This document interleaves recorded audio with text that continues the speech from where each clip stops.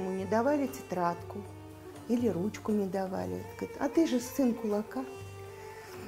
Вот, и, видно, и разговоры какие-то были, и соседи, наверное, осуждали, что вот раскулачили их. И бабушка спустя некоторое время, года 2, наверное, взяла 3 детей и как декабристка поехала к своему мужу.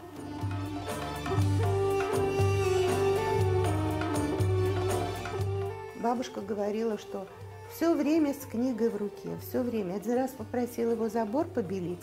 Он одной рукой белил, второй рукой держал книгу.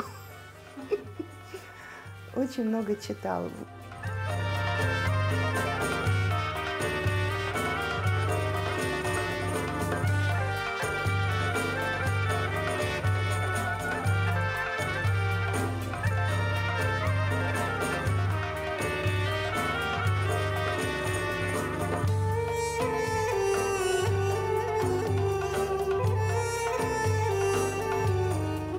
Троих отобрали для собеседования с каким-то высоким начальством.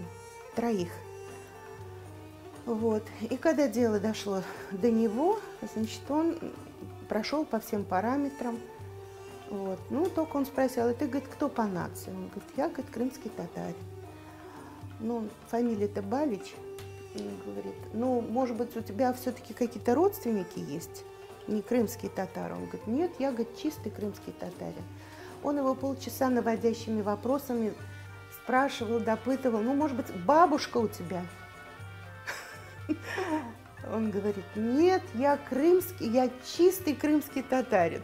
Он на все вопросы отвечал однозначно, и в результате 2 приняли в академию, а ему отказали.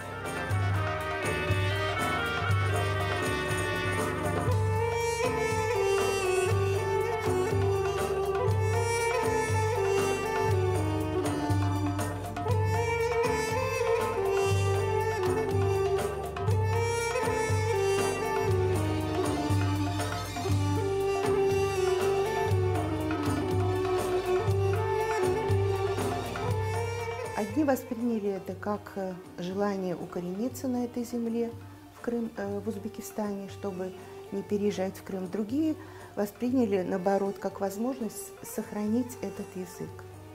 И мой отец тоже так же воспринял, как возможность сохранить язык и литературу, и дать образование.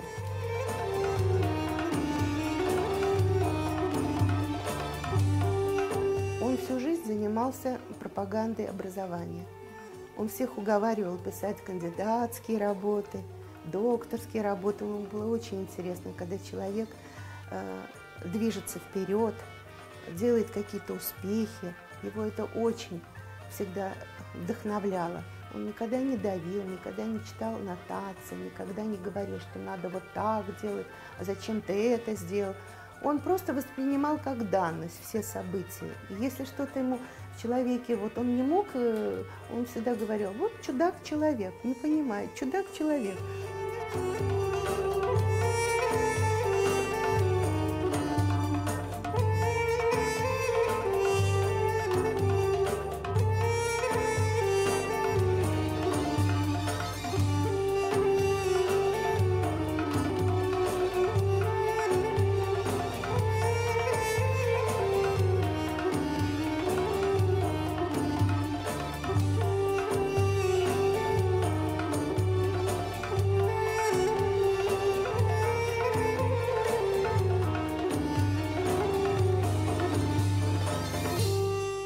Я знала, что мои родители трудоголики, оба, и отец, и мама тоже большой трудоголик. И глядя на них, мы тоже старались делать все по максимуму, насколько это возможно.